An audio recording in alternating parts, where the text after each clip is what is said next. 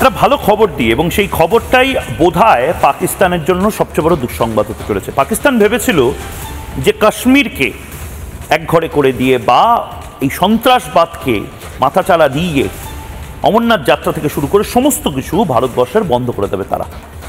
কিন্তু খুশির খবর যেটা, এই মুহূর্তে আগামী ৩রা জুলাই থেকে শুরু হচ্ছে অমরনাথ যাত্রা। পুণ্যার্থীরা রওনা দেবেন অমরনাথের উদ্দেশ্যে। পেহেলগাঁও হামলার পর, সন্ত্রাসবাদী হামলার পর অমরনাথ যাত্রা নিয়ে আরও বেশি সতর্ক সেনা প্রশাসন, এবং সে কারণে যে ছবি আপনারা দেখছেন উধমপুর, জম্মু অ্যান্ড কাশ্মীরের উধমপুরে সেনার কড়া নজর, সেনা কুকুর ও মেটাল ডিটেক্টর নিয়ে চলছে তল্লাশি। আবারও বলছি, অমরনাথ যাত্রা শুরু হচ্ছে ৩রা জুলাই থেকে। যারা পুণ্যার্থী তারা ৩রা জুলাই থেকে অমরনাথ যাত্রার অংশ হতে পারেন, এবং ভারতীয় সেনা, ভারতবর্ষ, ভারত সরকার জান লড়িয়ে দিচ্ছে পুণ্যার্থী যারা রয়েছেন তাদের নিরাপত্তার জন্য।